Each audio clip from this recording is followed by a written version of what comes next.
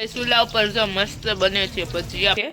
Marriage પહેલા gift આવી ગયું તો અત્યારે ને એક મેથી અને આવી રીતે બસ ખરાબ છે. તમે બહુ કઈ બોલતા. ઘરમાં કંઈક સનસેટ થઈ ગયો છે અને અત્યારનું વેધર જોતો ને કૂતરા ભસે છે ભાઈ બાર. જય શ્રી કૃષ્ણ, જય માં મોગલ, હર મહાદેવ. કેમ છો બધા? મજામાં જશો? નવા વ્લોગમાં તમારું હાર્દિક સ્વાગત છે.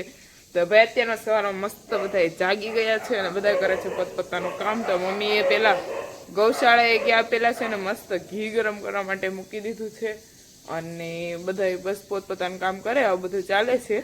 અને હવે તો ભાઈ દીદીના મેરેજ છે, 2 દિવસ પછી આપણે બધા મહેમાન પણ ચાલુ થઈ જશે અને બસ કન્ટિન્યુ રહેજો આપણા બ્લોગ વિડીયોની અંદર.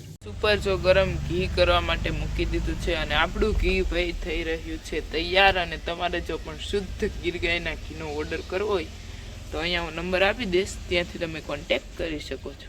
મોર્નિંગમાં આપણે મૂકી દીધો છે આપણો ઘાવો તૈયાર કરવા માટે. એટલે ઘાવો એટલે એની અંદર અજમા, મેથી, પછી જીરું અને બીજી 2-3 વસ્તુ નાખી રોસ્ટ કરી દીધું એકદમ અને એનો પાવડર કરી અને પછી આપણે આ તૈયાર કર્યું છે અને બસ પછી આપણે પી જવાનું છે. આ બધું ચાલે છે. અને તો અત્યારે આપણે મૂકી દીધું. મમ્મી પપ્પા બંને ગયા છે અત્યારમાં ગૌશાળાએ. પ્રકાશભાઈ જે આપણા સૂતા છે ભાઈ.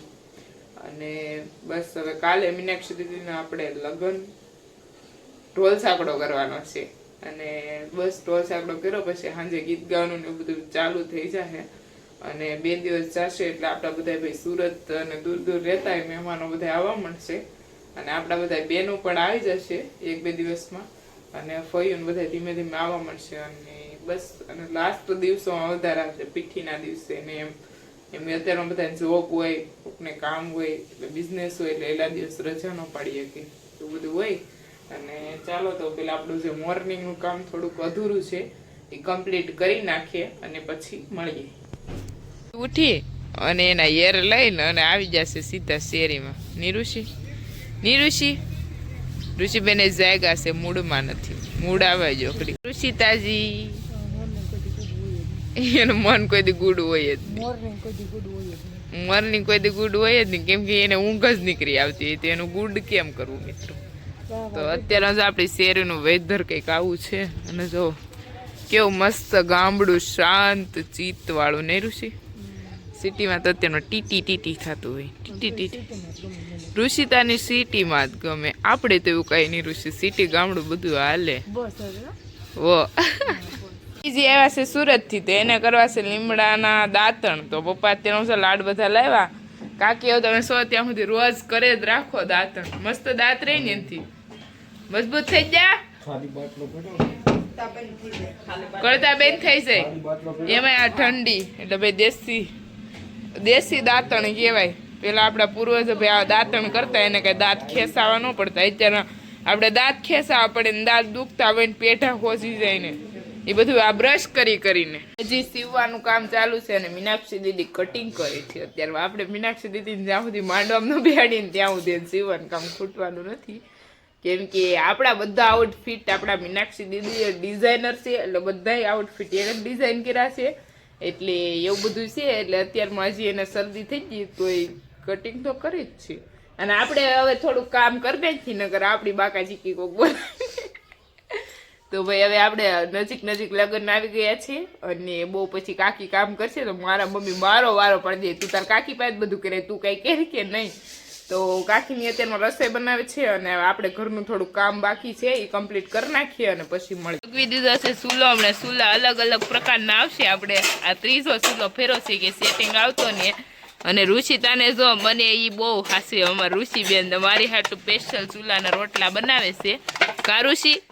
મારે 2 મોટી બેન મને બહુ હાસવે. મને ચૂલાનું ભાવે ને એટલે. કા ઋષિ શોખ હો ગઈ હો? દેખાય ગયા ચશ્મામાંથી? નથી દેખાતું. ત્યાં જો ઋષિ દીદી મસ્ત રોટલા બનાવવાની શરૂઆત કરી દીધી છે. દુલ્હન ને મજા ને પણ ટાઈટની સીવે છે. એનું કામ બંધ નથી નહીં દુલ્હન? આંખું જોવો તમે, આંખો દેખો આપકી દુલ્હન ની આંખું જોવો કેવી થઈ ગઈ, બોબડાય. આરામની જગ્યાએ કામ કરે છે. અને અહીંયા જો ઋષિતા દીદી આ તમે શું કામ કરો છો?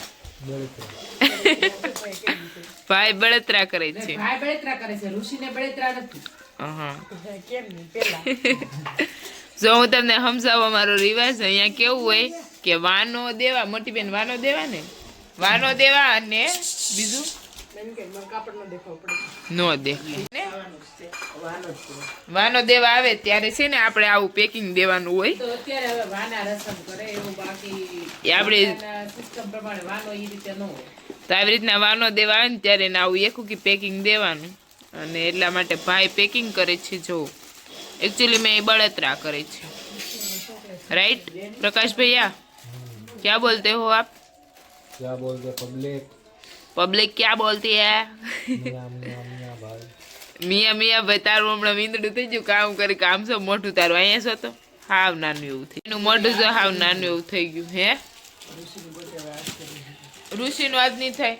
ભાઈ ઋષિબેન તમારું કામ આજ પૂરું નહીં થાય હો, એની તબિયત એકદમ ખરાબ છે એટલે તમે બહુ કઈ બોલતા. ઋષિ તારો ને લાદીના કપડાનો બેનો કલર સેમ, કપડાનો ને સ્ટાઇલનો same to same the matching કર્યું. તો અત્યારે ભાઈ આવું પેકિંગ કામ કરે છે અને કંઈક આવી રીતના થાય છે પેકિંગ કામ. ભાઈ ધીમે ભોલી, તારો અવાજ રિયલી કેમેરામાં તારો અવાજ જ નથી આવતો કેમેરામાં મારો. યાર એક ચોકલેટ આપને. ચાલ આવો ઘટે છે.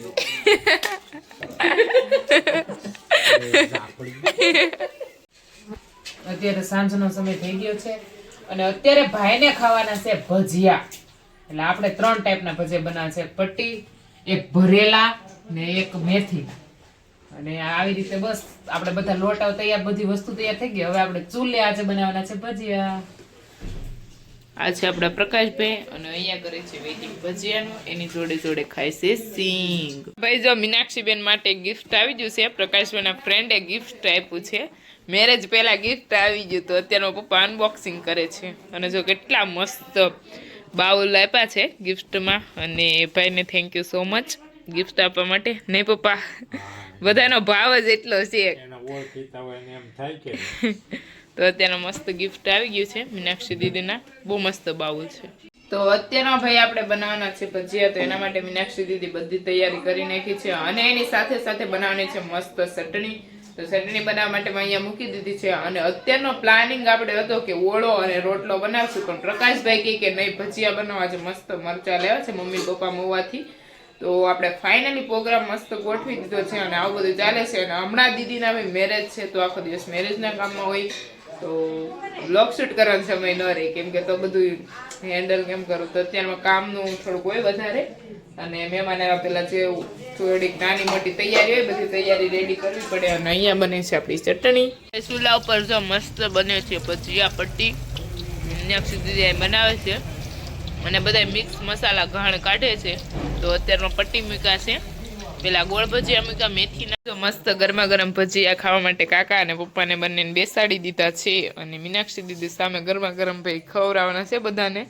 તો કાકા ને પપ્પા બંને બેસી ગયા. અહીંયા બને છે ગરમા ગરમ ભજીયા, નહીં મીનાક્ષી દીદી?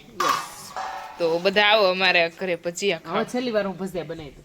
તું બધો રોજ છેલ્લી વાર રસોઈ બેડે, રોજ છેલ્લી વાર ભજીયા બને. પાછી ચાલુ કા બનાવવા આવી છે કે નક્કી ન હોય.